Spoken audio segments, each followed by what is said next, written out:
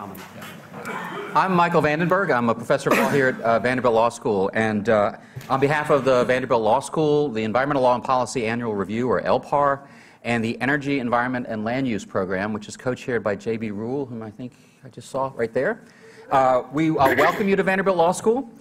This is the 8th year of our successful collaboration with the Environmental Law Institute to publish the ELPAR journal. And we do that with Linda Bregan, who is the policy and organizational force behind what we do.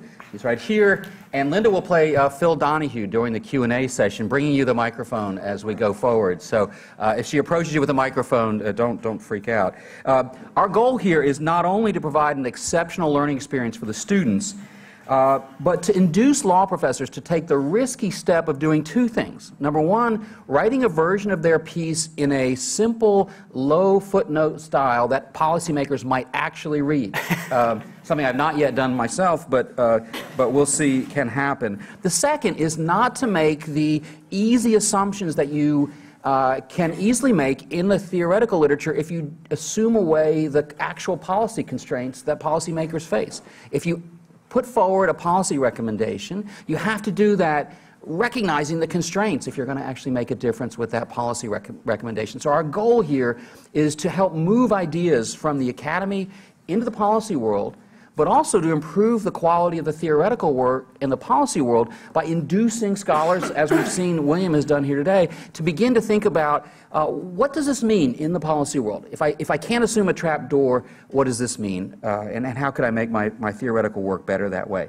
So it's within these goals that we have celebrated William's piece and selected it today.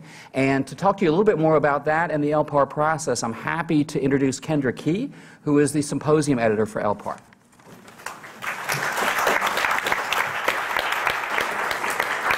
Good afternoon. Welcome to our Nashville Symposium. It is an absolute delight to have all of you join us here. ELPAR is a collaborative academic journal that is a partnership between Vanderbilt Law School and the Environmental Law Institute in Washington, D.C. Through ELPAR, students survey environmental scholarship published across legal academic journals and select the top 5 to 7 innovative, feasible, and novel proposals on a variety of environmental topics. Students work with authors to condense the articles into readable, implementable proposals for policymakers and publish them in our academic journal once a year, which is a special collaboration with the Environmental Law Reporter. And there are copies outside if you'd like to take one.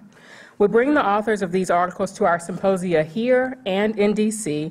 to engage in a thought-provoking conversation with panel members that are policymakers and practitioners, just as we are today.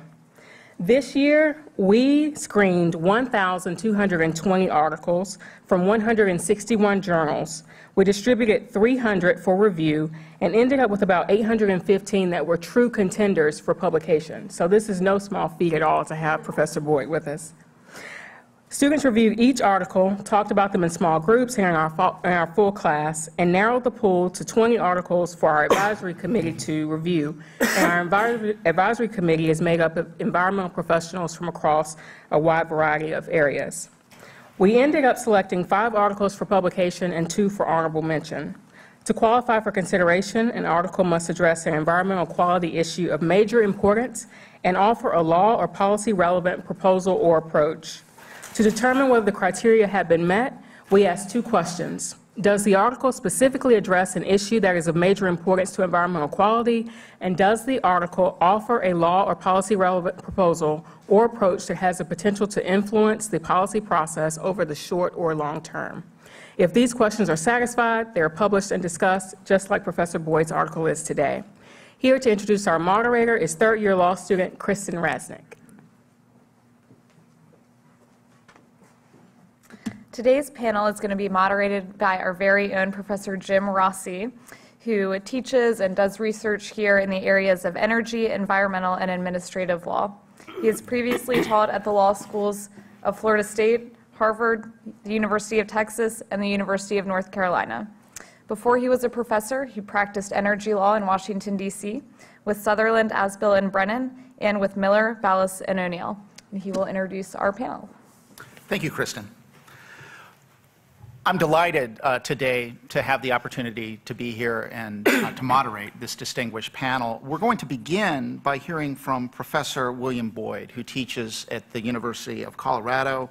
Professor Boyd has distinguished himself in a very short academic career for his important work on energy and natural resources. We'll hear quite a bit about his wonderful article today. I'll say a few things about his article momentarily. But in addition, I just want to note he's done some very notable work on environmental law and natural resources. One of the pieces that I really look forward to reading, for example, is a forthcoming book that Professor Boyd has authored, The Slain Wood, Papermaking and Its Environmental Consequences in the American South, forthcoming with Johns Hopkins Press. Professor Boyd has been teaching since 2008 at University of Colorado Law School. Prior to that, he practiced law with Covington and Burling in Washington, D.C., doing energy law, and he clerked on the U.S. Court of Appeals for the Fourth Circuit. He is a graduate of Stanford Law School and also has a Ph.D. from the Energy and Resources Group at UC Berkeley. Professor Boyd's article, Public Utility and the Low Carbon Future, will be discussed by the panel in full, but I just want to say a couple of words about this article myself. I think it's actually one of the most important articles of the last 5 to 10 years in energy and environmental law scholarship. It not only is a tour de force of public utility concepts and their significance to contemporary energy markets, but it goes beyond that. It connects to the history behind the public utility, but it also connects to modern trends in the energy industry and paints a vision for our future. And we'll hear a lot more about those trends, how his proposals fit with those trends, and that vision for the future momentarily. How many of you are familiar with the board game Monopoly? Right. So you know the public utility, right, is a very low-cost, low-value card, right? It doesn't get you a lot of return. It doesn't cost a lot either, but it's pretty predictable and pretty, you know, one can predict with some degree of certainty the returns it'll produce, at least within the rules of the traditional Monopoly game. Well, the industry has changed a lot, and today we're going to hear about how regulators, policymakers, and others might be rewriting the rules of the game for the future with respect to public utility markets and investments. In addition to Professor Boyd, we have a very distinguished panel and diverse panel here today. Unfortunately, one of our panelists cannot join us. We had invited John Myers, an engineer who works with Tennessee Valley Authority. He's the Director of Environmental Law and Policy and Performance, and he sends his regrets. He's unable to be here today. But in addition, we do have two people here today who I think will share a very interesting perspective. They bring different stances to the issue. Suedeen Kelly is currently a partner with Akia Gump in Washington, D.C. Suedeen, in addition to practicing on the private side with large law firms in Washington, D.C., brings the perspective of the regulator. She has been both a state regulator, a commissioner on the New York Public Utilities Commission, or New Mexico Public Utilities Commission, and she has been a commissioner at the Federal Energy Regulatory Commission, where she served for 7 or 8 years. Mm-hmm. Yes. So she brings the regulator stance as well as the Washington, D.C. Energy market stance, I think, to our discussion of these issues. In addition, we're going to hear from Amanda Garcia, who is a staff attorney with the Southeastern Environmental Law Center here in Nashville, where she is involved in the energy policy practice side for that NGO. Amanda is a graduate of NYU's law school. She practiced law in San Francisco, focusing on a range of different public law issues. And she also has taught at Belmont University's law school here in Nashville. I guess I will not delay us any longer from getting to the substance of Professor Boyd's article. With that, I'll turn things over to Professor Boyd. Following his presentation, we'll hear from each of our panelists, and then we'll open things up to questions and answers. I do want to mention that I understand a number of students have class at 1. If you can just quietly leave. If you have to do so at 1, that's fine. We're going to continue on with the panel, though, until about 1:30 or so. So with that, Professor Boyd. Thank you, Jim. Wow. I can't tell you all how much I appreciate the opportunity to be here. It means so much to have some of my work taken this seriously. I want to thank the ELPAR students in particular, Kendra, Clark, Lorraine, for all the hard work, and all the others that I met this morning.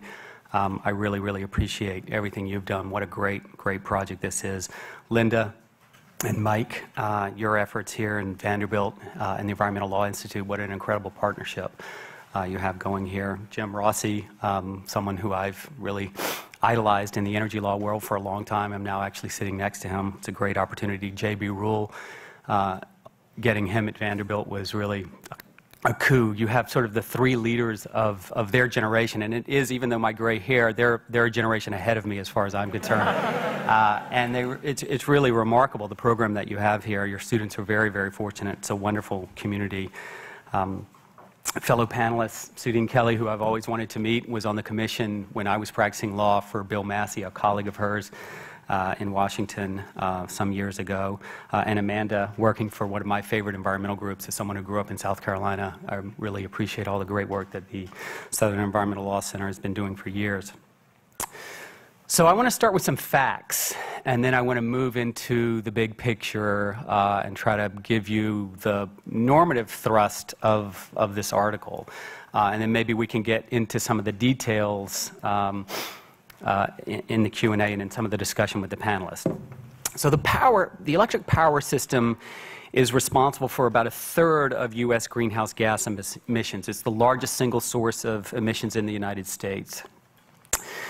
And if we want to get carbon emissions out of the second largest source of emissions in the United States, that is the transportation sector, electric power is also critical to that effort because we're likely going to have to electrify a large part of our transportation fleet. So I think it goes without saying that electric power needs to be part of any serious effort to build a low-carbon future in the United States and abroad. And when we think about the power sector, I think it's important to recognize that it's one big machine. That is, the U.S. power grid is sometimes referred to as the most complex machine ever built, and it joins a diverse array of generation assets with high-voltage transmission lines, local distribution systems, and an increasingly active and very interesting set of demand-side and distributed resources at the consumer end to deliver a highly reliable service to millions of households and businesses in a manner that must precisely balance supply and demand, or what we call generation and load, in real time. It's a remarkable achievement. The National Academy of Engineering listed the U.S. power grid as the greatest engineering achievement of the 20th century, and I think that's true. 2 other important features to keep in mind.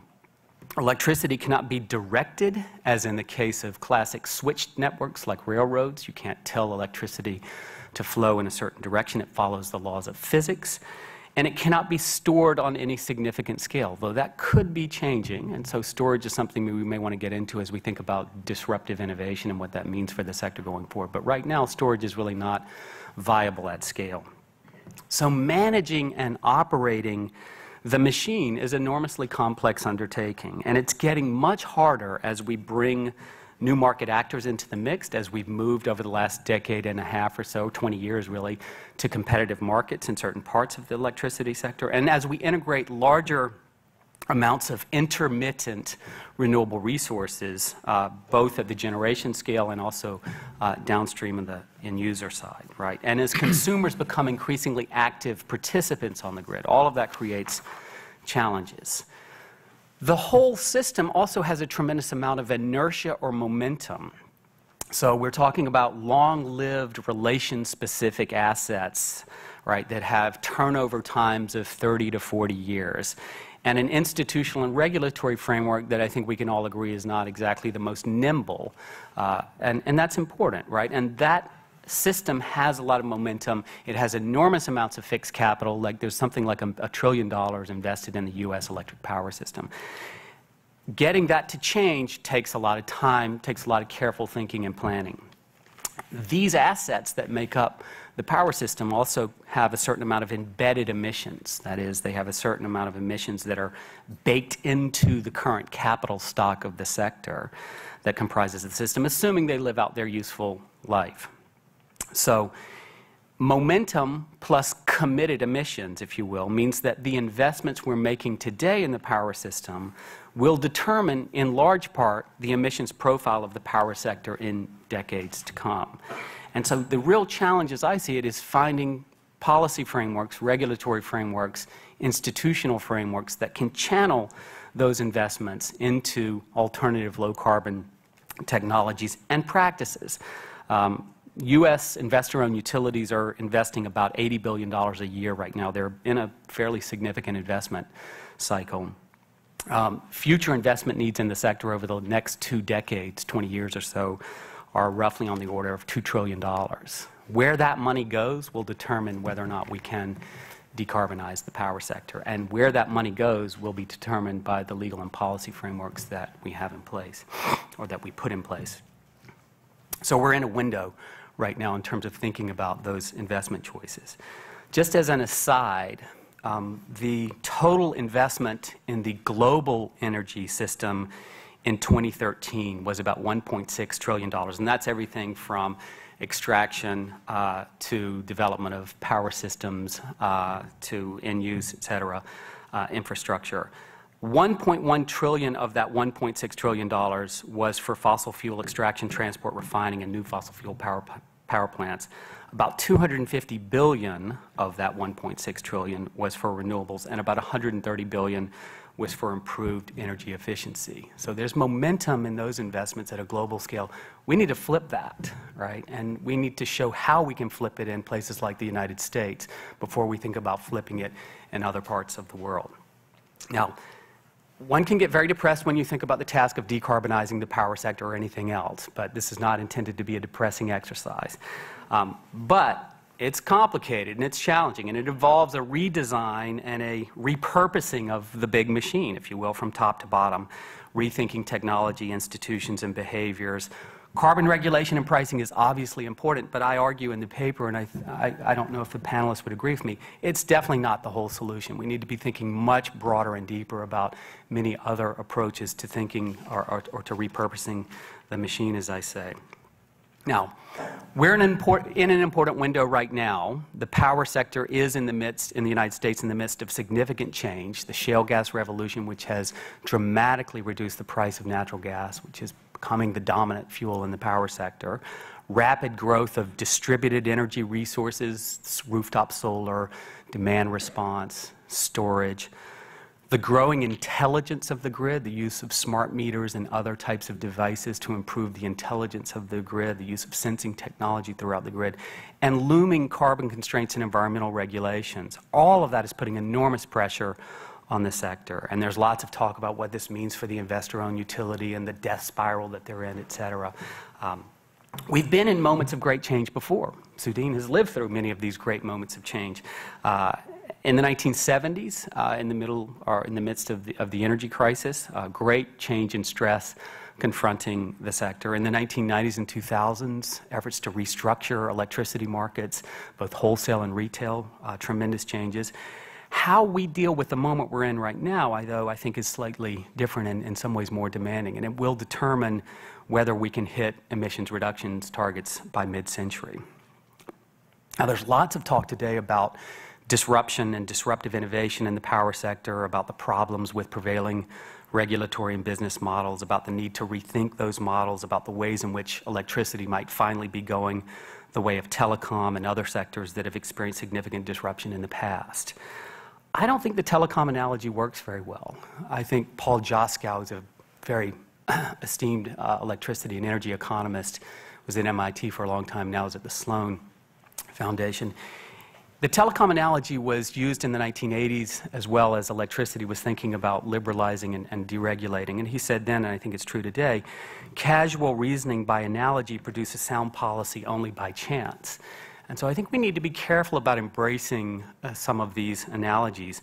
And the current fascination, in my view, with disruptive innovation may be distracting us from what we really should be focused on, that is, from the task at hand. So part of the motivation for my paper is to argue against disruption for disruption's sake. It's not to say that disruptive innovation is not important and doesn't have an important role to play, but I think there's an uncritical acceptance or embrace of disruption to some extent. And I think it's a mistake to see electricity as one more sector in need of disruption.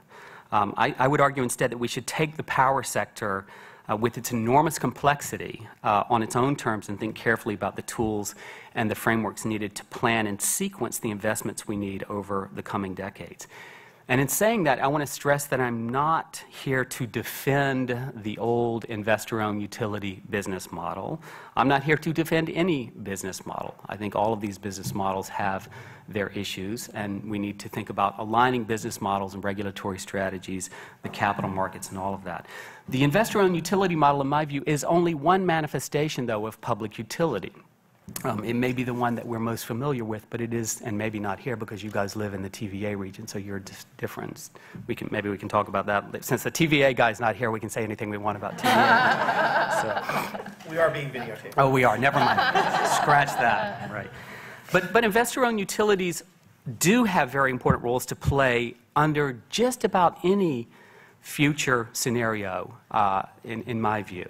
And so a key objective of this article and this project, it's a broader project, is I wanted to sort of look back and try to recover and think through and maybe revitalize an earlier concept of public utility. Not the public utility, but public utility.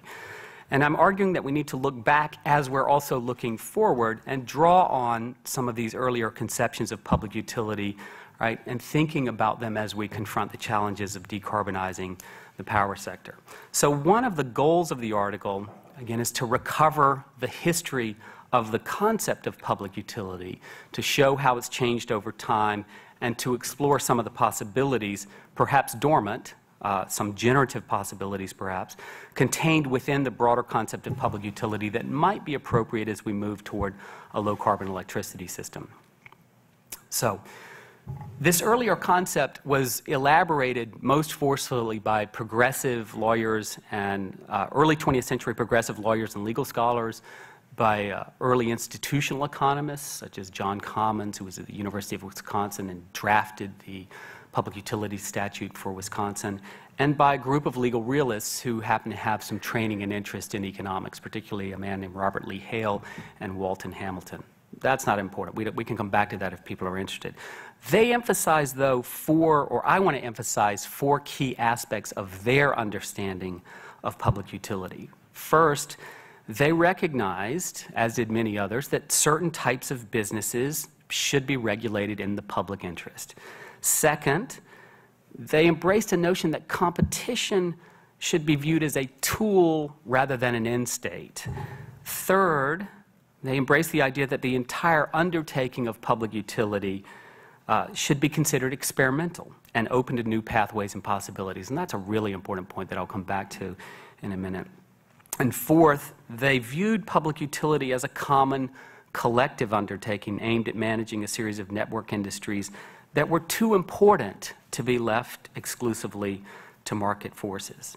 Now, all of these scholars and practitioners were well aware of the problems and the shortcomings of public utility regulation, and they were unsparing in their criticisms at times. They understood, right, that this was all a work in progress. Now, as part of this broader history, I then try to show and make the argument that this earlier concept of public utility was thinned out or hollowed out and diminished by a sort of 1-2 punch that occurred starting in the 1960s.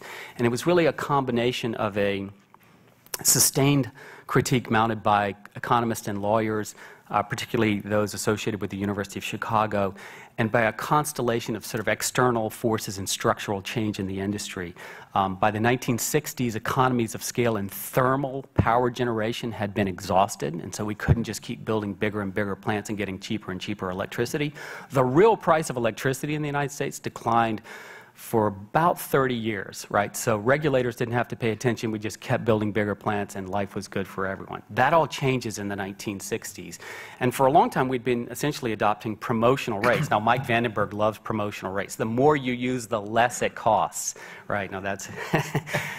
we had to turn all of that around starting in the 1970s. We also had, of course, the energy crisis, which increased fuel prices, which made life more difficult for utilities and raised prices for the first, forced them to raise prices for the first time. Demand doesn't grow as fast as we think, and so we end up with lots of excess capacity, half-built nuclear power plants, et cetera. And then environmental constraints become a big issue in the 70s. So all of that, combined with this very vigorous critique, much of it on point, mounted by the Chicago School of Economics in particular, and law and economics, really hammered the concept of public utility. And the result was a real thinning of the concept, and we end up with this notion that public utility and economic regulation are pathological and problematic in so many ways, that natural monopoly is really not a stable form, that regulation does more harm than good, that regulatory agencies and PUCs in particular are subject to capture, and that the public interest sounds great, noble intentions, but it's kind of fuzzy, and at the end of the day, in the real world, we end up with regulators that are captured by the industries they're supposed to regulate. Also, perverse incentives embedded within the whole model, the idea that utilities have an incentive, and this is true in certain contexts for sure, to overinvest in their rate base, it's called, that is the plant that they build so that they can just pass that on to ratepayers. All of that provided the intellectual rationale supporting deregulation and restructuring of the industry in the 1990s and the 2000s, which brought many good things and many benefits to the industry, for sure. This article, though, tries to show how the restructuring efforts in the 1990s and 2000s, which we're still in some ways grappling with, we're still trying to work out some of that, and more recently how the current fascination with disruption and distributed generation and what's happening on the sort of downstream consumer side of the sector has in some ways embraced, perhaps unwittingly, and reinforced this kind of hollowed out understanding of public utility. It also tries to show, and maybe we can get into this in the panel discussion, right, how efforts to design markets for electricity have struggled mightily, right? It's a very complicated thing to do, to impose market structures on this big complex machine that I was talking about. And the current organized markets have had to embrace and continue to embrace multiple layers of regulation. There are some commentators and analysts out there who would say there's more regulation in the organized markets than there is in old-fashioned cost of service. We can debate that, but there's a lot of regulation and needs to be to make these markets work, and we're still trying to figure out how to make some of them work in the regional transmission organization and independent system operator markets in particular. Now, stepping back from the history, the article then argues that if we want to have a chance of hitting aggressive decarbonization targets by mid-century, the concept of public utility, the broader concept that I was talking about earlier, has much to offer. And I sort of highlight three important areas that I think are worth considering. The first, planning and investment, more planning. So planning has been a bogeyman for a long time, right? Boogeyman? Boogeyman. And if you look at what's actually happening in the power sector, both in the regulated and in the organized markets, there's planning at all levels. It's like what Edward Thompson said about law, right? It doesn't keep to one level, it's at every bloody level, right? You find planning everywhere, and there's no way you couldn't have planning here. And so for a long time, there was this idea that planning is sort of Soviet-style central planning. We need to get away from the integrated resource planning model that utility commissions have embraced, and we need to let the markets do all the coordinating. It doesn't work that way with this kind of a machine. Adding more renewables and more distributed energy resources is going to require more careful sequencing of investments in time and space. Where you put these resources matters a lot to how well the system works and whether you want to optimize it, all of which requires a considerable amount of planning. And if you look at what public utility commissions do, if you look at what the RTOs and ISOs are doing in the organized markets, they spend a lot of their time doing a lot of planning, right? Cost recovery and investment is the key, as I said earlier, going back to the beginning of the talk. So Rate regulation was adopted in part, that is, the old model of rate-regulated utilities was adopted in part because it allowed utilities to access cheap finance, right? It lowered the cost of capital, and they need it's the most capital-intensive sector in the United States, okay?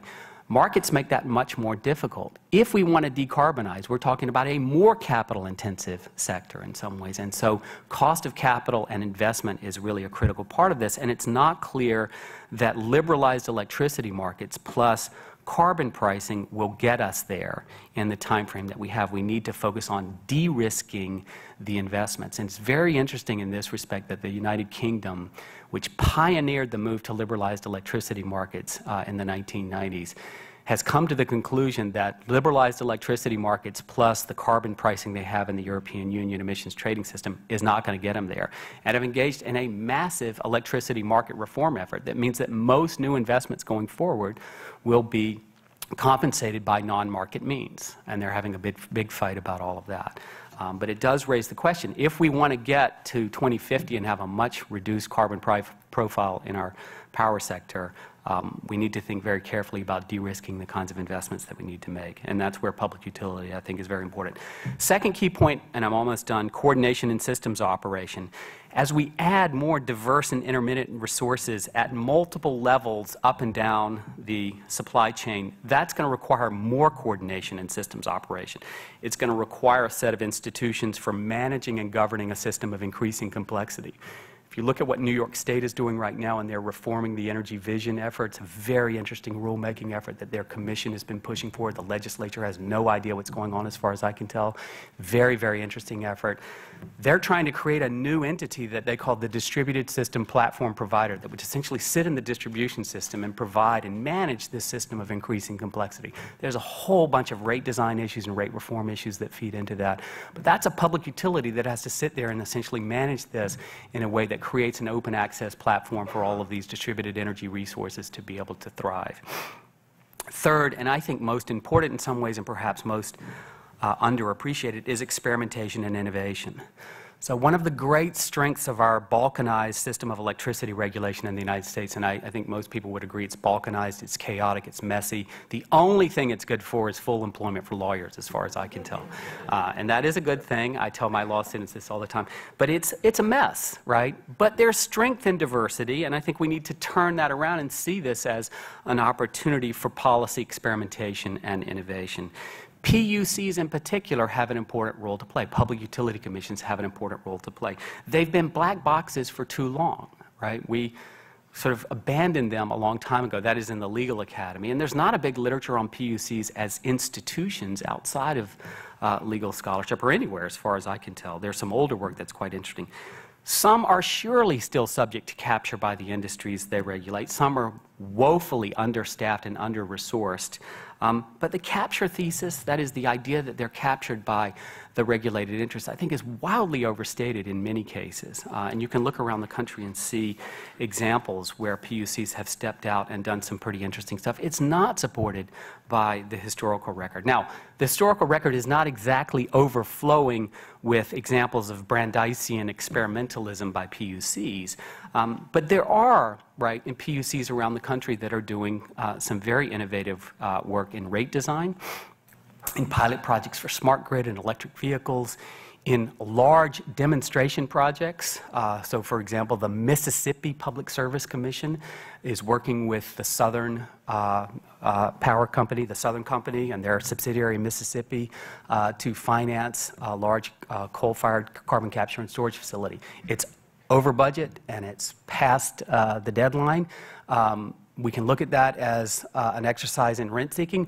We can also step back and say, well, thank God they're doing that, and we all will benefit from that experiment, even and especially if it fails, right? Because the only way to figure out if clean coal, if you want to call it clean coal or carbon capture and storage, is going to work at scale, is to build one of these things at scale and test it out. And so they're stepping out and doing that, and that's a very interesting and important opportunity. So the key point here is that PUCs are probably more innovative than most people realize, but they have far more potential for innovation, for policy innovation, than they themselves realize. And I think we need to think about this as an opportunity, not necessarily as a constraint, because I don't see them going away anytime soon. And we need as much of this policy innovation as we can get as we think about the pathway to 2050. So, to conclude, public utility is not a thing or a type of enterprise. It's an ongoing, open-ended project. It's a collective undertaking that even now, well past its 100th birthday, is still very much up for grabs. And it's a distinctively American institution, one that I think we can all be proud of, given, warts and all. It's something that we built over decades to manage a vital infrastructure that is really important to our way of life and that will be essential to any successful effort to deal with climate change. And while there's plenty of evidence of problems with public utility regulation and plenty of reasons to be skeptical of its ability to rise to the challenge of a low-carbon future, there are also reasons, in my view, to be hopeful. And I would argue that there are important sort of possibilities, pathways, right, ideas in the broader concept of public utility, in the broader normative framework of public utility, and the moment is now to try to seize those. Thank you.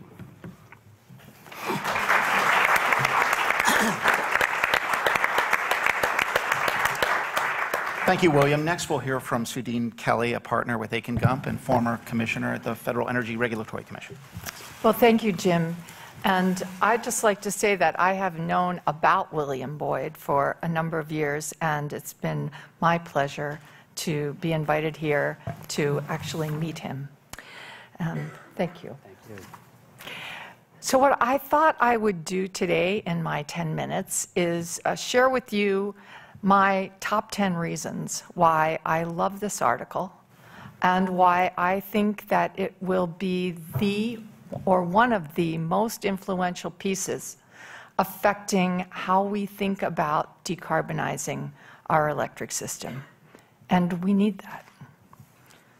Reason number 10, I agree with William.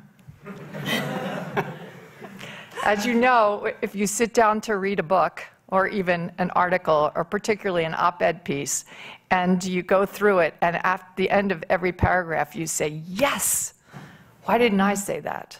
That's how I feel about this article. It's very rewarding to read it. Reason number 9, I couldn't put it down.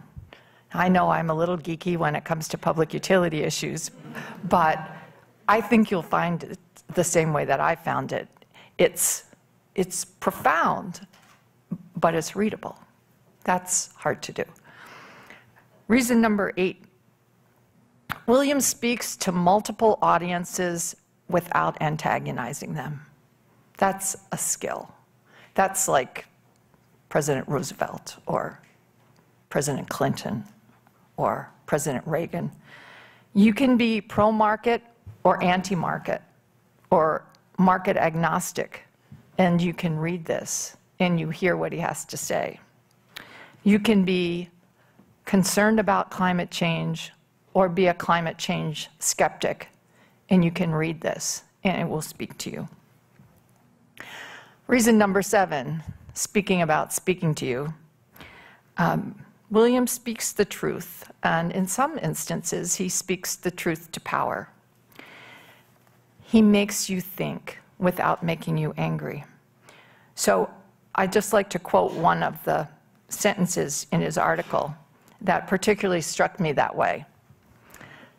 Today, the concept all too often, that is of public utility, evokes derision, even scorn, from a range of critics who see it as an outdated relic of a bygone era that put too much faith in government, control, and the fuzzy notion of public interest.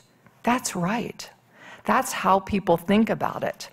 It's been a bit insidious over the last 20 years, perhaps, but the failures that we've seen in our electric system, the 3 Mile Island and the electricity crisis in California, the failures that we've seen has, in many instances, just embittered us about the whole notion of public utility. To an extent, if you're a regulator, you feel that pushback if you try and talk about public utility as maybe sometimes is a good thing or could be a good thing. So I appreciate that you deftly said, hey, be honest with yourself. Stop and think about, have you thrown the baby out with the bathwater? Maybe there's something here, if you shift your paradigm, maybe there's something good in public utility that can actually help us achieve what we want for the future. Reason number 6, he explains without beating you over the head with it that when we talk about energy markets, we may think free market, and we may think competitive. And actually, a lot of energy markets are competitive and work pretty well, like free markets, if you will, but some of them don't, like capacity markets. Capacity markets are really, we call them markets, but they're a construct. They're an administrative construct, and we put them together. And then we have a bid-based auction process according to the rules that we put together, and we forget that we put this together and that we actually regulate it, and we think of it as a market. And there's danger in that. Reason number 5, he has and he shares with us insights that have not been expressed before. For example, another quote, "A broader notion of public utility offers a conceptual frame for moving beyond the current fascination with disruptive innovation." And William, in his overview of his article, referred to that.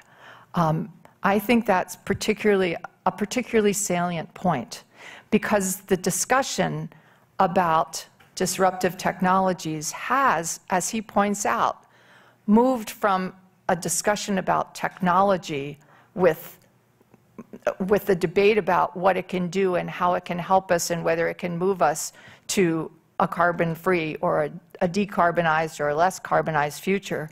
The discussion has focused on disruptive, and we've become excited about disrupting, which is understandable but doesn't get us to where we need to go. So recognizing that that adjective disruptive can be distracting, I think, is important in order to be able to actually take advantage of these disruptive technologies and put them to work the way we want them to. Reason number 4,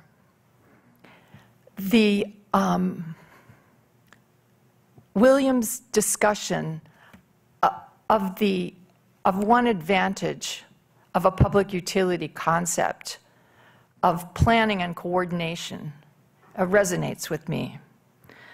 And that's in part because I have been blessed to be involved with a number of clients who have advanced automated demand management systems that have the promise of using the smart grid to institutionalize demand response and change how it's done.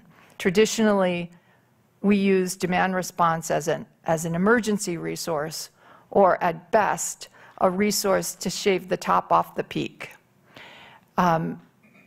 Given new technology advances, given the smart grid, we can use demand response to actually reduce our load, increase our efficiency, and be dispatched in a verifiable, trackable way for over 400 hours a year, not just 4 hours a year.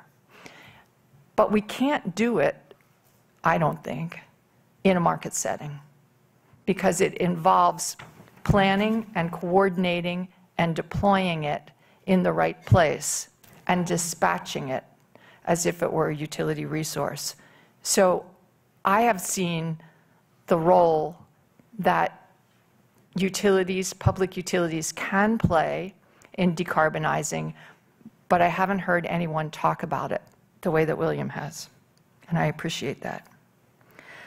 Another reason number 3, another concept that he elucidates is that markets have their limits.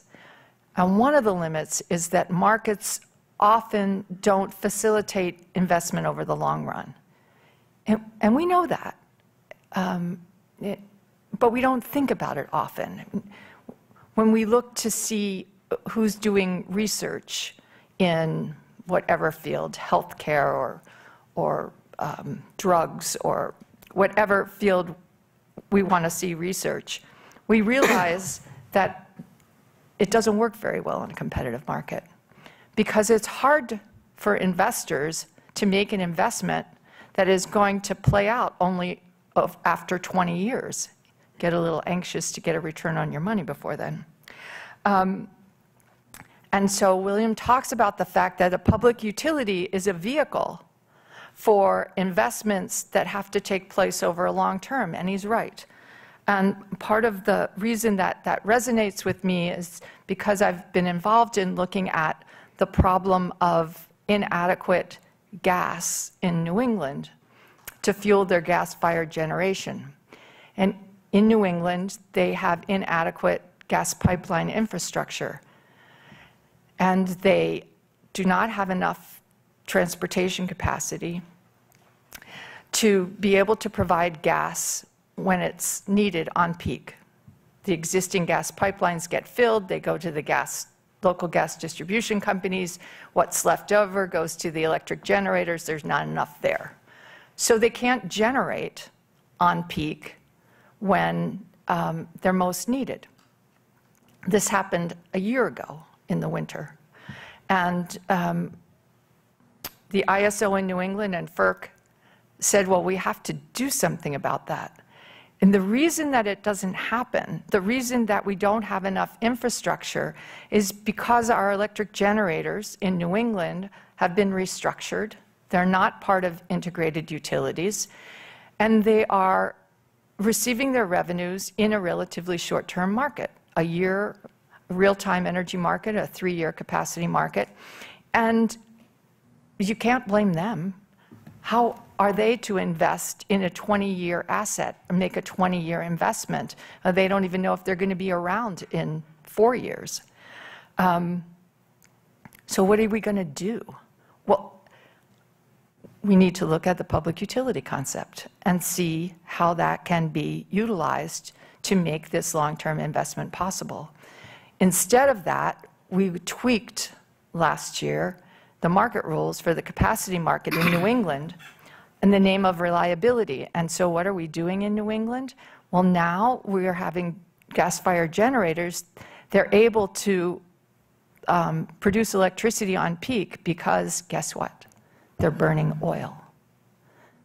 I just don't understand the sense behind that, particularly when we're looking or trying to look at a low-carbon future, and when the gas used that could be used to fuel them on peak is next door in New York and Pennsylvania. Reason number 2, William explains very effectively that essentially there are some places where markets can work in the electric sector, but you know what? There are some places where they don't work very well. William explains that, but he never says it like that, which is good, because I would make people mad if I said that, particularly people who like markets. And he doesn't use the words of economists, which is good, especially for those of us who aren't economists and don't really understand what they're talking about. So he conveys the concept particularly forcefully because he doesn't use that kind of language. And then finally, reason number 1, his article's inspiring.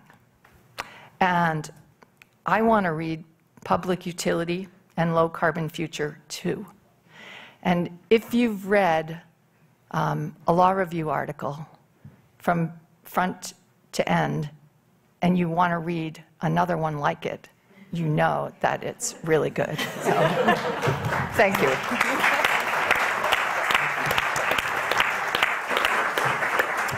You won't see this on David Letterman. Next, we'll hear from Amanda Garcia, staff attorney with the Southern Environmental Law Center, who's very involved with their energy policy initiative. Thank you. Thank you. And I, too, found William's article to be a page-turner. And Suedeen failed to mention that it's 97 pages long, which is fairly lengthy for a law review article. So this is an especially big compliment, I think.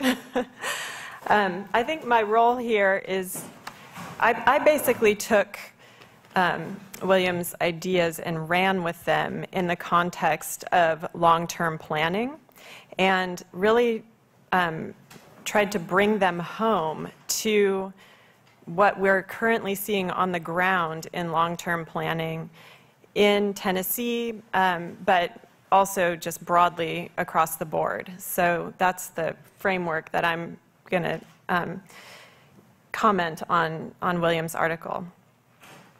So as Professor Rossi mentioned, I'm a staff attorney at the Southern Environmental Law Center. And SELC is a regional NGO whose mission is to use the power of the law to protect the environment throughout the South. We have staff attorneys on the ground in 6 states, Virginia, the Carolinas, Alabama, Georgia, and here in Tennessee. And my focus is on energy policy in Tennessee. If the South were a country, it would be the 7th largest emitter of carbon in the world. One of SELC's top priorities is to reduce the South's carbon footprint by encouraging investment in energy efficiency and renewables, and by encouraging coal retirement. One of the ways that we work to achieve this goal is by participating in utility long-range planning processes.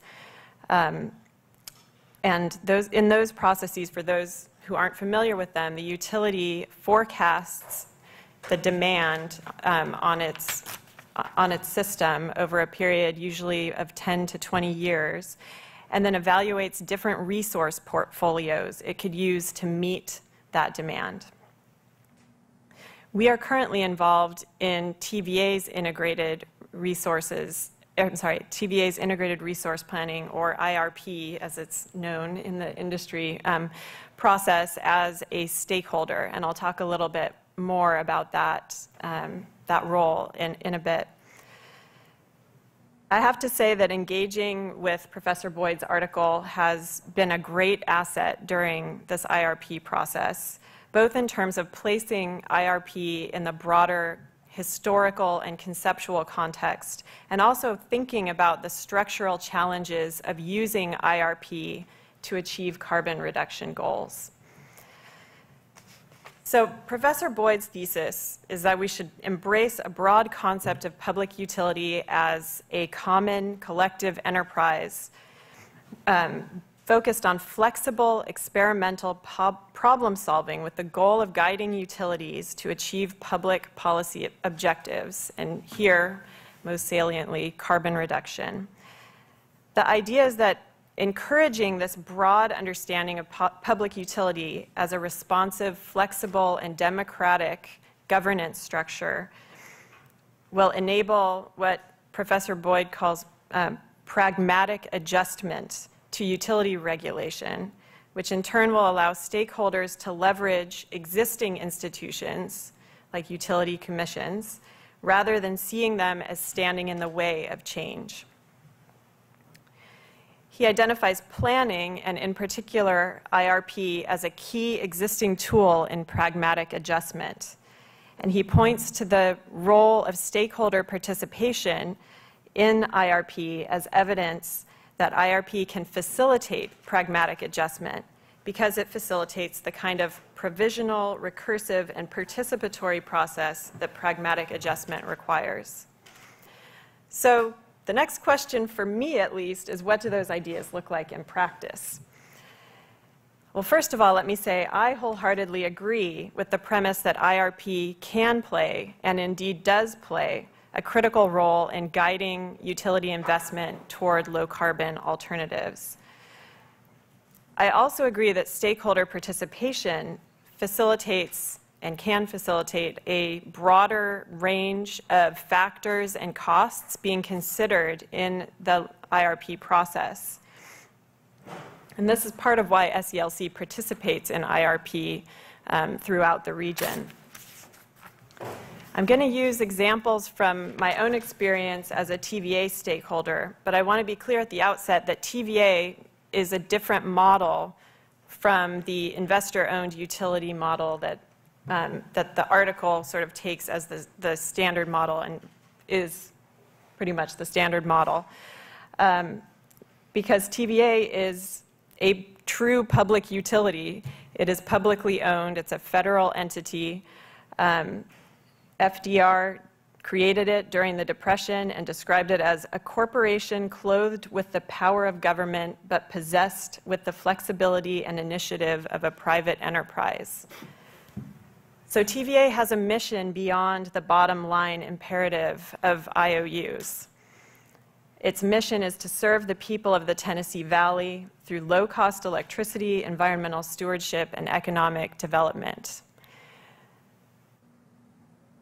I want to give an example of stakeholder influence on IRP and how this can reduce the carbon footprint of the utility sector.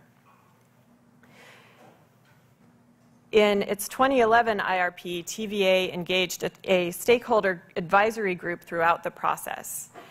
So in addition to environmental groups, there were state regulators, there were academics, there were local power companies who are the customers of TVA, there were big industrials who are other customers of TVA, and really integrated them into the planning process from the beginning. So the stakeholder group contributed ideas that helped shape the scenarios that TVA was forecasting in terms of the future. They helped develop the strategies that the portfolio strategies that TVA was going to use to meet the demand in those various futures. They provided comments on initial results. So they were really engaged throughout the process. And that stakeholder involvement ultimately resulted in an IRP that called for an increased emphasis on energy efficiency and additional development of renewable resources. In its IRP document, TVA directly credited stakeholder involvement for influencing this result. TVA is using a similar process in the 2015 IRP, and we are a stakeholder participant in that process. And I have to say, as a stakeholder, that the process does fit the bill of feeling provisional, recursive, and participatory. I wish that John Myers was here so he could talk about how the process feels to TVA. They may have a totally different perspective on that. That having been said, I think there are some significant challenges that stakeholders need to consider in using IRP to facilitate pragmatic adjustment toward a low-carbon future. The first challenge is influencing the substantive planning criteria that the utility uses in determining its plan. So IRP criteria are governed by a variety of different mechanisms depending on the jurisdiction. Sometimes there are statutory requirements. Sometimes the commission itself will develop rules that govern the IRP. Sometimes it runs the IRP as an adjudicatory process that's focused solely on traditional least cost principles. In the case of TVA, it has a federal statutory mandate to conduct a least cost planning program, and as a federal entity, it's also obligated to comply with NEPA, which means it needs to consider the environmental impacts of its decisions. As a publicly owned utility, TVA also has a statutorily derived mission, which I've already described. It's 3 prongs: low-cost electricity, environmental stewardship, and economic development. Stakeholders have contributed to developing metrics in the IRP that reflect that mission, that broader public interest-oriented mission. So for example, the stewardship metrics in the IRP include carbon reduction, water consumption, and waste production. These sort of strategic metrics that address TVA's broader public mission are not part of the plan cost. In other words, they reflect costs or considerations that are not fully internalized in the plan costs. They're intended to help the TVA board evaluate trade-offs in selecting a planning direction, but there's no precise weight given to those metrics. To complicate matters further, IRP doesn't occur in a vacuum. Existing and proposed environmental regulations and the cost those regulations force the utility to internalize are a big part of the planning analysis. So the point is, from an IRP perspective, pragmatic adjustment is only pragmatic insofar as it's responding to the public goals identified by the PUC or other regulatory bodies. What that means for stakeholders is that in order to achieve pragmatic adjustment inside the IRP, they have to be effective outside the IRP in shaping the substantive criteria that directly govern IRP and in shaping the background regulatory environment.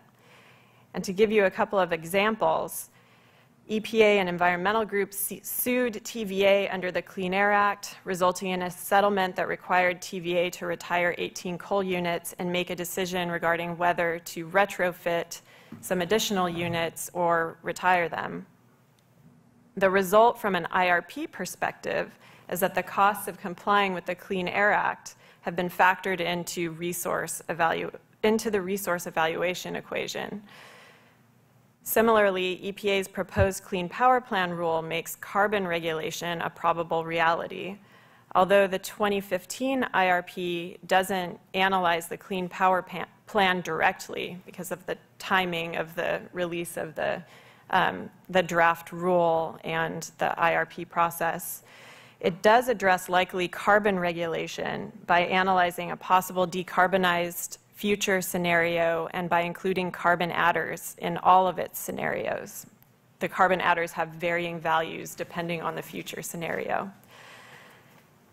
The bottom line of all this is that stakeholders need to view ongoing participation in regulatory processes external to the IRP as laying essential groundwork for achieving pragmatic adjustment within the IRP. The second challenge is influencing the planning process. I think it's important for stakeholders to be aware of structural limitations on their participation and, to the degree possible, work to design or influence the process to address those limitations. An important example of this is fact-finding in IRP. There are a variety of different fact-finding procedures in existing IRP processes, from hearings before the PUC to evaluation by an independent third party of the draft. There's also a great deal of variety in the robustness of implementation of those procedures. The Regulatory Assistance Project offers the following best practices for a reviewing body. Commissions should take an active role in assessing the validity of the inputs used by utilities in their filings, resulting outcomes, and whether those are consistent with IRP rules and the state's energy policies. And active oversight and participation by the state PUC is critical to ensuring that comments by interveners are reviewed, considered fully, and incorporated into utility resource plans whenever reasonable. In the particular case of TVA, because of its unique structure, there's really no third-party fact finder before the utility plan becomes final. In other words, it doesn't go before a state PUC. It goes before what the closest analog would be, the TVA board. In a sense, it could be argued that TVA acts in IRP as both the regulator and the regulated entity. Because there's no third-party fact finder, the stakeholders are essentially limited to litigation as a recourse for resolving factual disputes regarding IRP inputs and methodology. This structure underscores the need for deep and sustained engagement by the TVA board in IRP review, including engagement with stakeholder and public critiques of the utility staff's analysis. Deep engagement by the TVA board as the body best suited to effect pragmatic adjustment within the IRP is consistent with best practices and with the idea of public utility as a flexible, recursive, and participatory regulatory approach. IRP is a key tool for NGOs and the public to achieve carbon reduction as quickly as possible, and I thank Professor Boyd for placing it in the context of the broad conception of public utility and for stimulating the discussion today about what that means. Coincidentally, TVA's draft IRP was released this morning. In the spirit of pragmatic adjustment, I encourage everyone here to take a close look at it and to participate in the public comment process. Thank you.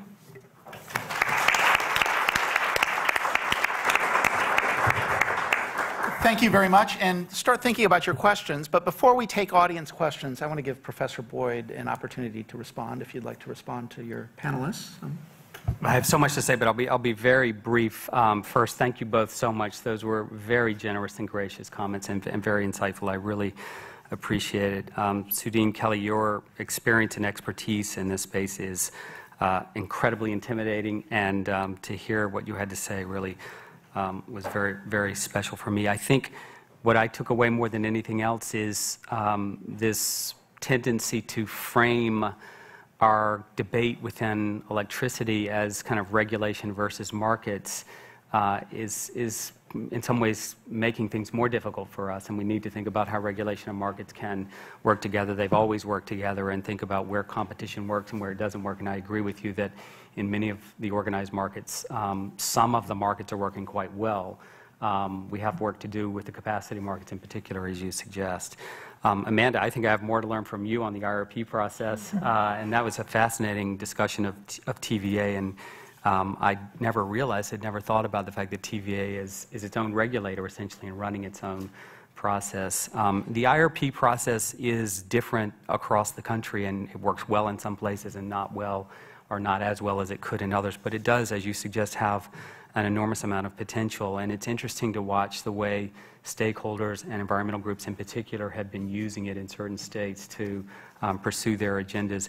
I think it's also important to recognize, too, there's planning at lots of other levels. The RTOs and the ISOs have very interesting planning exercises, ongoing long-range kind of grid interconnect planning exercises in the eastern and western interconnect, and then all the way down at the distribution level. So one of the very interesting things that's happening in places like California and to some extent in New York and elsewhere is distribution system planning. And so for a long time, we looked at IRP, or integrated resource planning, as, are we going to build this power plant? Are we going to build that power plant? Are we going to focus on conservation and efficiency? Now we're actually thinking, how can we modernize the distribution system? Where do we need to put the distributed generation? How do we sequence that over time to create a multi-directional distribution system? And it seems to me that's a real opportunity for the future. So I'll stop there, though, because I could just go on, and I know I hope we have some questions, but thank you both very much. Questions? I'll make an effort to get things going here. Okay, sure. And I know there's one over here, too. It's annoying, but if we don't speak to this, it's not on the video, so then people have no idea what they're responding to. Hi there, Ryan Stanton. I'm with Schneider Electric. We're a technology provider. So as we look at the lowering the carbon output, or decarbonizing the grid in general, also, I guess from a cybersecurity standpoint, a resiliency standpoint, we've obviously seen the number of blackouts over the years and the impact that has on regional and even national economy. How do you see, I guess, the increasing resiliency with distributed energy resources, or new types of generation and storage? How do you see that playing into into the overall conversation, and do you see it further strengthening, if you can make that case, further strengthening the effort to go to a low carbon economy? So I do. It's interesting, Schneider works with the city of Fort Collins in Colorado, right up the road from Boulder, and is doing some very interesting stuff in terms of thinking about the development of microgrids, smaller grids, you know this better than I do, of course, and distributed resources. And there are a bunch of efforts around the country to think about microgrids as a solution to weather disruptions, maybe cyber, cyber assaults as well. I'm not an expert on cybersecurity, so I don't want to go too far into that. But it does seem to me that the partnerships that you and your company and others are trying to forge, and the way in which we think about organizing and governing these microgrids is still going to raise a lot of these same questions about having an entity there to take that forward and to govern that. Whether or not that's the key pathway to the low-carbon future, I'm a little skeptical to some extent that we can get there. I mean, the National Renewable Energy Laboratory Electricity Futures Report says that, an 80% renewables future by 2050 is possible, but the distributed generation is at most 5% of that. The Rocky Mountain Institute in Colorado says maybe it could be closer to half. If we're looking at a range of 5% to 50% and say it's somewhere in the middle, we've still got to be thinking long and hard about all the stuff on the upstream end and how we're going to decarbonize that as well. I don't know if you... Well, I agree with you, William. And, it's interesting that you talk about resilience and that you bring that up, because I would say 3 years ago that word wasn't in our vocabulary. Now it's not only in our vocabulary, but it's something that we desire. And I think distributed energy resources is going to help us achieve that. Are you including storage in your definition? Affordable distributed storage would be terrific, and then would enable more renewables. So thanks for working on that. Well, if I could say one more thing on this too, if you look at the potential combination of rooftop solar and storage, you do for the first time have the opportunity for what some people call grid defection, right? That is, and it's going to be wealthy people who put rooftop solar on their house and put a battery in their basement or their garage can literally defect from the grid.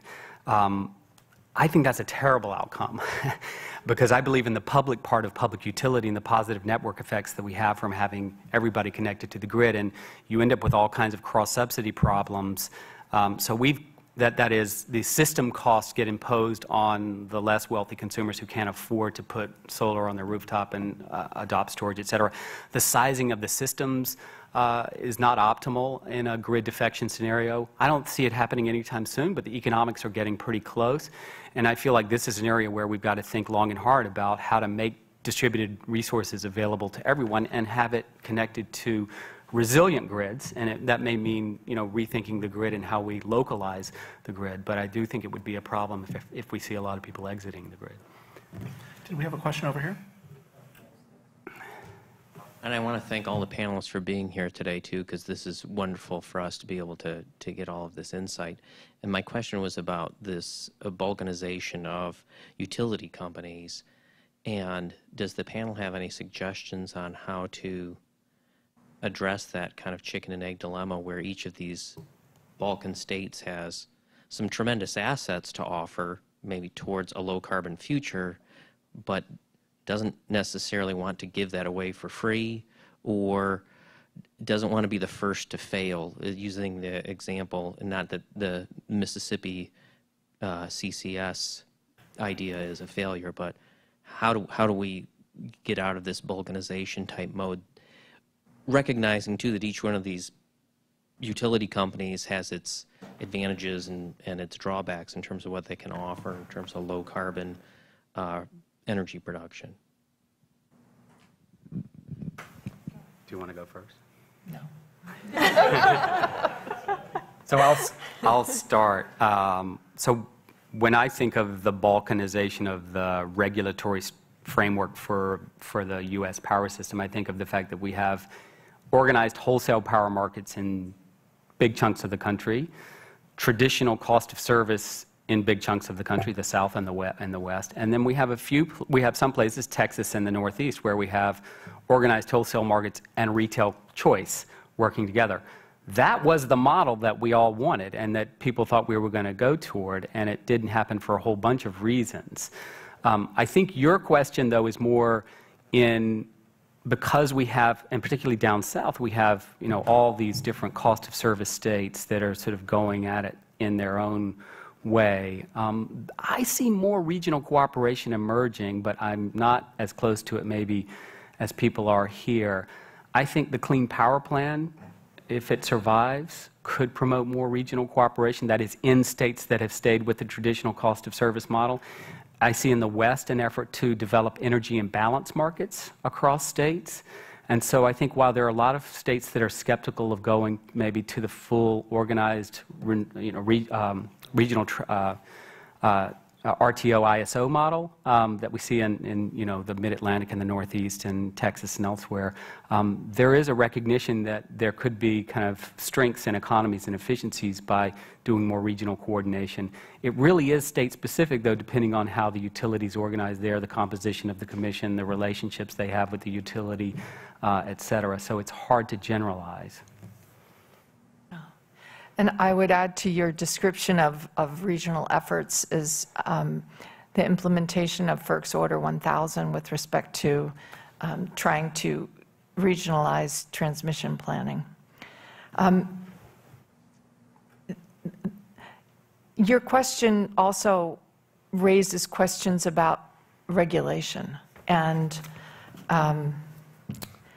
because part of what you're talking about, I think, or what it implies is that regulators in the states go at it individually. And is that a good thing, or is that not a good thing? I guess it's a reality. It's a fact of life, so maybe it's just a waste of time to debate whether it's good or bad. Maybe we could see more cooperative efforts among regulators. Which actually gets me to a question I want to ask you, William.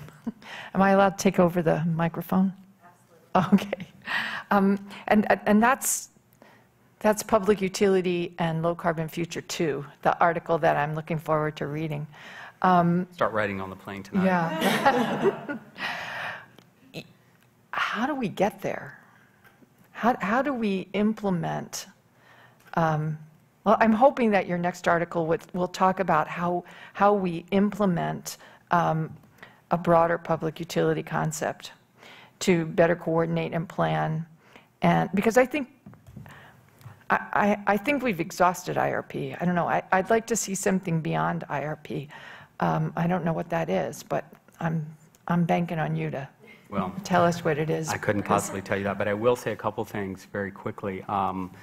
So the next part of this project that I'm working on now is looking in much more detail with a group of other law professors around the country. Jim's been involved in this to some extent. We're trying to lasso him into it in a more serious way, if we can. Looking at PUCs very specifically and the constraints and opportunities within PUCs around the country, depending on where they operate, their legal frameworks, staffing, resources, how their commissioners get on the PUC. So I think we need to learn a lot more about how PUCs actually operate. They've been black box for a long time, how well our IRP works, for example, whether or not we need to be thinking about a much more robust distribution system planning exercise. I think there are lots of opportunities too around rate design, and we're seeing sort of rate design efforts starting to emerge to try to find better ways to compensate distributed energy resources, to find ways around some of the problems that we've had with cross subsidies. But I still think we're in a world generally where we have a set of leaders and then other PUCs that are all kind of doing their thing. FERC is obviously incredibly important in all of this and is doing an enormous amount with the RTOs and the ISOs, but just focusing on the PUCs. It has long been the case that California, New York, Wisconsin, and a few others have just been way out in front. The California Public Utilities Commission has a staff of 1,000. New York is similar. And for whatever reason, they're highly professionalized, they're well-resourced, and they see their mandate as pushing forward with new policies and ideas. In other words, they see the innovative potential here. And to me, part of the way forward is to try to find a way to get other PUCs and their stakeholders to see this as an opportunity. But at the end of the day, if people don't sort of come to the table with those motivations, I don't think we'll ever get there. I think we can only do so much with the process that, the RFPs, but also with the policy frameworks that we have. In the end, it's the people working in these organizations that need to grab it and run with it. We have time for another question. Yes. No, that's fine.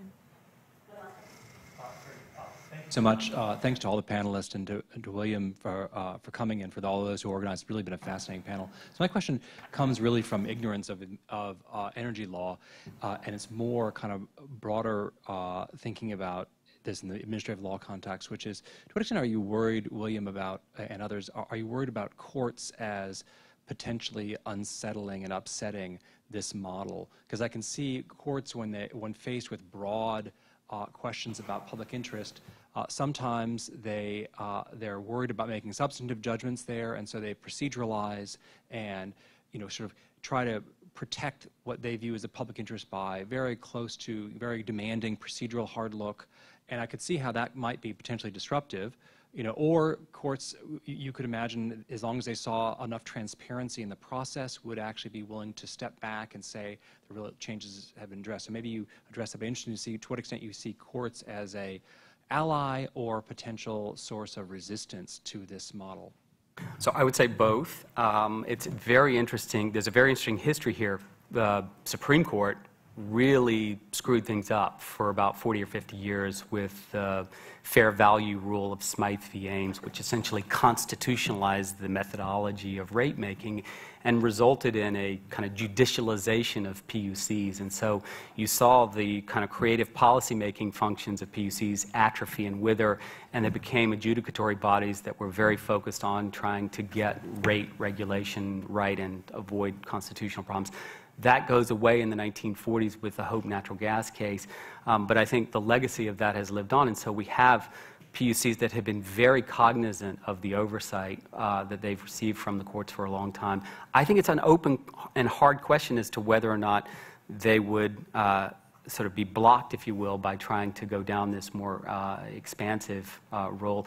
In many ways, in California, for example, the legislature is much more I think, focused on the PUC and keeping the PUC in line than the courts are. I don't see many decisions where the courts, for procedural reasons, hard look reasons, or whatever, are taking issue with what the PUCs are doing. But the legislature will often jump in California, not so much in New York. So it really varies. In California, though, for example, the PUC tried to initiate restructuring with an order, right, by the PUC, and the legislature jumped in and basically said, no, no, not so fast, we're going to take this over. And you see this iterative relationship between the legislature and the PUC. The PUC is actually constitutionalized or has an anchor in the Constitution in California, too, which may create some of that. But it is a really hard and really important question to think about the administrative law questions around this, and I don't know that we could ever really generalize, right, state by state. It really would require going back and looking not only at the PUCs, but at the doctrine as it's evolved and the deference that they have received or should receive or haven't received. Can I add a follow-up observation / question for Professor Boyd, which is that it is, the same concerns and issues occurred to me as I was reading the article from the perspective of an environmental NGO, because in a lot of ways, the concept of pragmatic adjustment sounds a lot like adaptive management in the natural resource planning context. And environmental groups traditionally have been a little bit concerned about a shift to that approach because it reduces the enforcement levers. And so I don't know if you've given any thought to that, but just in terms of how this plays out structurally in terms of, oversight by courts or not. And William, if I could make one last observation, and I'll give you the last word. I think Suedeen wanted to say something also. Okay. Well, quickly, related to the question about courts, these are not administrative law points, but there are two concerns. Well, one concern and then one illustration, I think, of the sort of innovative and experimental approach you're suggesting. The concern is that a lot of the suggestions in your article nicely converge with what's going on with the EPA and the proposed Clean Power Plan. They rely on state and local initiative or subnational innovation to a large degree. Yet there are some percolating decisions at the appellate court level suggesting field preemption of states that would limit the ability of states to incentivize certain forms of investment in power supply and energy capacity. The PPL cases in particular out of the Third and Fourth Circuit. Just that's one concern out there. One way courts can do damage is by expanding federal turf and not allowing the subnational experimentation that this public utility idea seems to embrace. At the state level, I think one interesting example of exactly the kind of innovation you're talking about is the Iowa Supreme Court case from last summer, the SZ Enterprises case, where the Iowa Supreme Court embraced innovation, technological innovation, as something that would be relevant to determining whether it would protect the monopoly of the incumbent utility. And the court there relied on I think, expansive, progressive understanding of public utility that seems to be coextensive with what you're arguing for in the article. I think that one of the things that I wanted to add, and this I'm drawing on my experience as a regulator, as a state regulator, as a federal regulator, is let's start with FERC. FERC has made significant changes to how it regulates, and most of them, with a recent exception, have been upheld by the courts. And I think it's not because FERC had a better idea or was smarter, but because they had the resources to really hash it out and explain it and justify it with a lengthy record. I compare and contrast that to my experience as a state regulator in New Mexico, where we did not have extensive resources. We had a great staff, but that was woefully inadequate in many instances to undertake significant reforms, just because the amount of information and the analysis and the exposition takes a lot of work and a lot of resources. And I am concerned that states, many states, would not be able to do that. And how do you do that?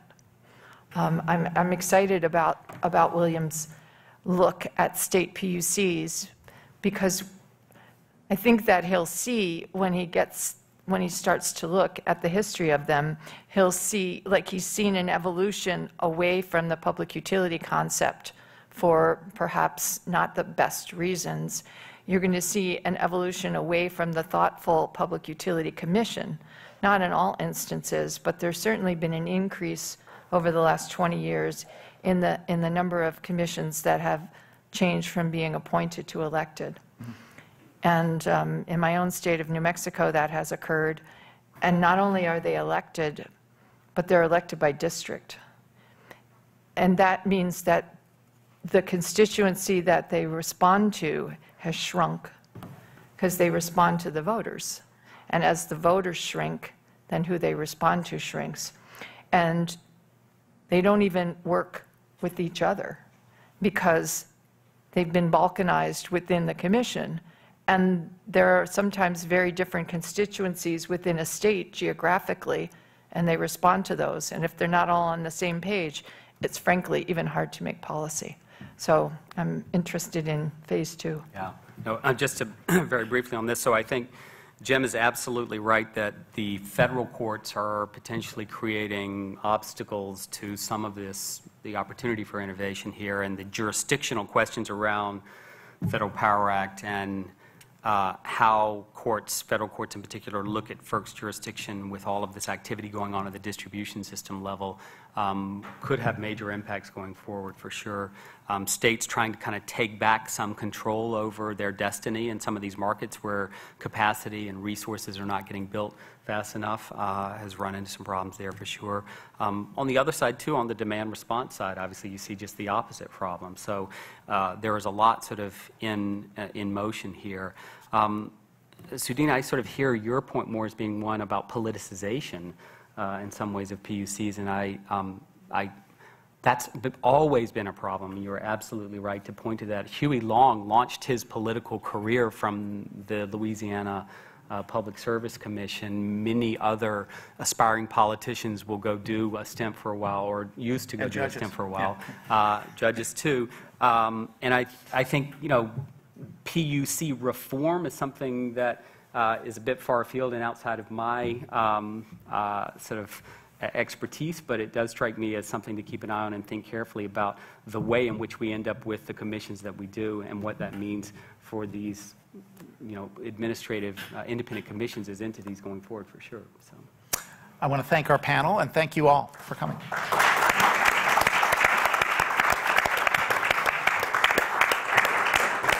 William, that was really terrific. Thanks. Yeah. Thank you so much. Yeah.